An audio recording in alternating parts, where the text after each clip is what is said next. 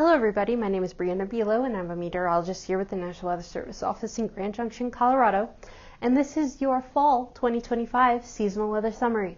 So just to preface, the fall season runs from September 1st to November 30th, and as of December 1st we are now into meteorological winter. And to start off, we'll just be recapping the stories of the month from each of the months of meteorological fall. So starting off with the month of September, we have the West Slope Severe event and the Southeast Utah tornado. So in the week of September 8th to the 13th, we actually saw multiple rounds of widespread severe weather across the western slope just in general. We saw large hail, inch to inch and a half, including here in the Grand Valley. We saw frequent lightning. We saw heavy rain. We saw flash flooding, both in typical flash flooding areas and in and across recent burn scars, such as the Lee burn scar near Meeker. We saw damaging thunderstorm winds that actually knocked out power to homes and businesses. And we saw some tornadoes. Particularly, we saw two tornadoes in southeastern Utah that occurred on the 13th. One was a very brief touchdown. It caused no damage, which meant that because the enhanced Fujita scale is primarily a damage scale. It's not a wind scale. That meant that it couldn't be rated. There was no damage to rate it on. So that one was rated as EF unknown. The second one, though, which is pictured here below, did cause some damage to homes and a few outbuildings. It was very widely documented. We received numerous photos and videos from the general public, from law enforcement, from emergency managers, and ultimately through the damage assessment, this tornado was rated as an EF2 with estimated peak winds of about 120 miles an hour. It didn't move very far. It only went about a mile, but it lasted a very long time. There were no injuries or deaths associated with this tornado, so luckily, it did cause some damage, but for the most part, it was just a fascinating thing to look at. Definitely not. We do get tornadoes on the western slope. We average one a year, but typically they're very weak. EF2 is kind of the top of our scale here, and this is actually the second EF2 that we've had in eastern Utah this year alone. The other one being the EF2 that was spawned by the Deer Creek fire in the LaSalle Mountains. So interesting for sure. Moving into October. October saw the severe weather that happened in September and said, hey, wait a second. Let me show you something. And we got not one, but two remnant tropical storms bringing some pretty impressive moisture into the western slope, particularly favoring areas of southeast Utah and really southwest Colorado, where this moisture kind of all piled up into the San Juan Mountains, where the orographic terrain basically just wrung all that moisture right out, and we saw precipitation totals in the 5 to 6 inch range, with some areas on the other side of the divide upwards 6, 7, 8. Definitely an impressive amount of moisture making it, and these are very high elevation places where these totals are falling, and all that has to go somewhere, and it's all going to go downhill. So some of the towns in southwestern Colorado, particularly Vallecito and Pagosa Springs, were hit particularly hard with this system. Vallecito had to be evacuated. There were numerous homes that were flooded and property damage. Pagosa Springs, also, they had to evacuate the downtown area as the San Juan River rose quite rapidly from roughly 4 feet to over 12 feet, and actually climbed above major flood stage briefly. Luckily, the response was very quick, so very quick up, very quick back down. But it did cause damage, and it did cause a lot of problems. They had to close numerous roads, highways. US 160 had to be closed for a period of time because of the flooding. And then we had the second round from that second system, which resulted in a quick burst of moderate flooding in Pagosa Springs as well. So, not the best. But definitely an interesting event.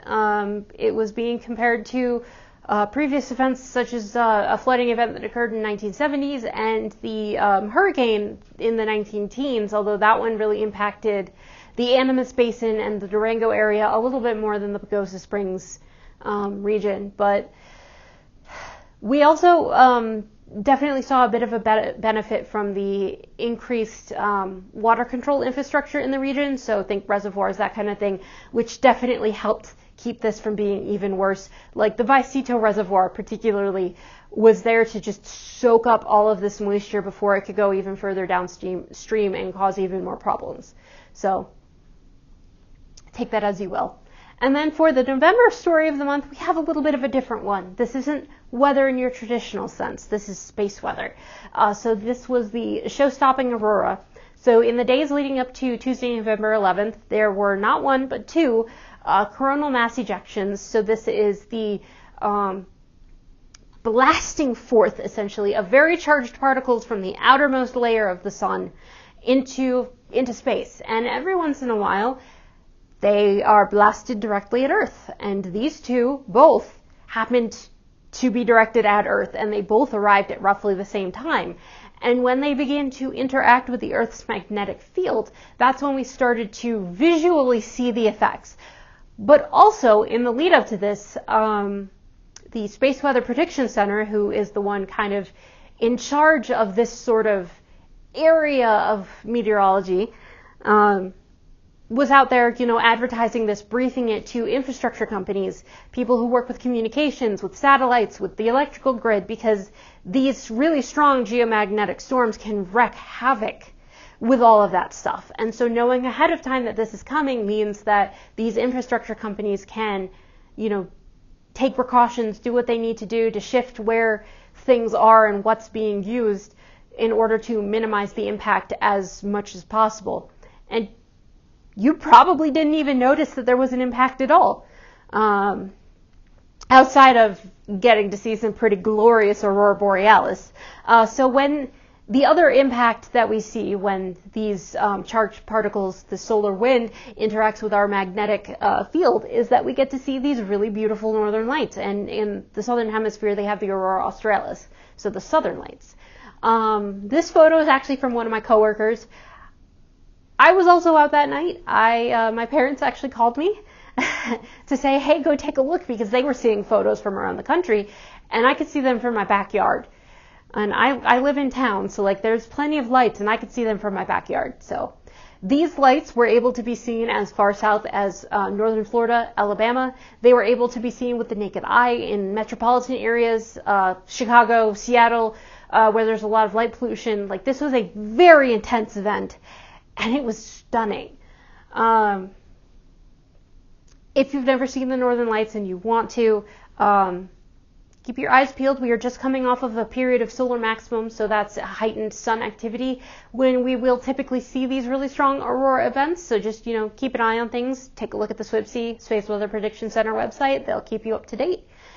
And if you hear anything, go out and take your chances, because some nights you might not see anything, but some nights you get a real show. Moving into the more statistical part of this, we have our highest highs for the season, and understandably they all occurred in September, and they all occurred at the beginning of September. So our highest high was 95, which occurred in Canyonlands on the 2nd, and our highest high was 81, which occurred in Aspen on the 3rd. Moving into temperatures, we really struggled this season to see appropriate low temperatures. Particularly in the month of November, we were typically 5 to 10 degrees above normal as far as our lows were concerned.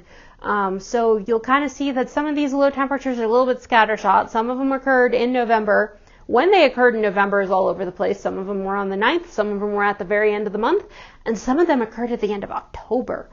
So not the progression you would expect to see as far as the fall season is concerned, but still. Our lowest low was 10 degrees, which occurred in Craig on the 9th, and our lowest low was in Grand Junction, and that was 27 degrees on the 29th of November. Precipitation really depended on where you were. A lot of these areas, so Durango, our big winner with 6.82 inches of precipitation, which is almost 2.3 inches above normal. Definitely got to take advantage of that tropical moisture. Canyonlands and Grand Junction also saw a pretty significant boost from those two tropical storms. Meeker, a little bit as well. Canyonlands and Grand Junction also actually were able to take advantage of a couple of the systems we saw go through in November, the few that we did, because they were oriented just right so that these two areas did not end up getting shadowed by the surrounding terrain. You have to have just the right wind direction for that to happen. So at the bottom, we have poor Vernal. If you've watched my videos, you know that Vernal's really been struggling this year. In the spring, I don't think they averaged more than 1/10 of an inch. So it's nice to see them with actual moisture, even if it is a little over an inch below normal. So at the bottom, they had a little, almost 1.7 inches for the season. As far as our drought outlook is concerned, this is based on our current drought conditions and what the drought monitor and the climate prediction center are thinking the way the season is going to go. So for the most part, areas where we already have drought, so think D1 moderate drought or worse, it's going to persist. It's going to stay the same. Areas where we don't have drought, so complete drought removal or abnormally dry D1 conditions, also expecting there really to be no change. Those conditions are going to persist. But they are pretty close to an area that is highlighted for drought redevelopment. It's just over the divide, so that's something to kind of keep an eye on as the season goes for meteorological winter, because it's really going to depend on whether or not we can start building that snowpack. If we continue to have a really poor snowpack this year, we will see drought redevelop. If we can manage to have a near normal snowpack, we might be able to keep it at bay. It's all going to rely on that snowpack. So I'm feeling mildly positive towards that.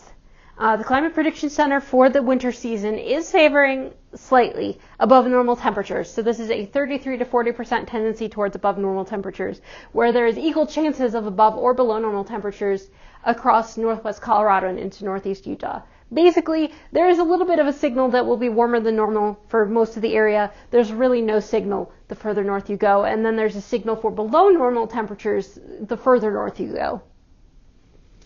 And as far as precipitation is concerned, the majority of the area is under equal chances of above or below normal precipitation.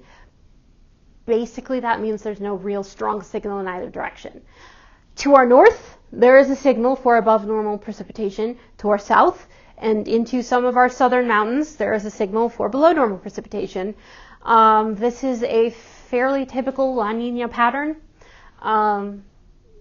Northern mountains a little bit more favored than the southern mountains because the storm track is just generally further north, which is why you're seeing the cooler temperatures and the above normal precipitation really relegated to those northern areas. So we'll have to wait and see, because there being no real clear strong signal here in most of eastern Utah and western Colorado means that we're going to be influenced by a lot of other factors, not just necessarily El Nino or La Nina. So stay tuned. And that's that for the seasonal summary. I hope you enjoyed. If you liked this sort of thing, I do monthly summaries as well. I will probably be doing a top 10 weather events because this has been a pretty interesting year. So that'll most likely go up in January along with the December monthly summary. And I hope you enjoyed. I hope you maybe learned something. And if you want to look at the write-up, so I do a written write-up to accompany these videos, it's linked in the description below. And I hope you have a good rest of 2025, and I'll see you next year.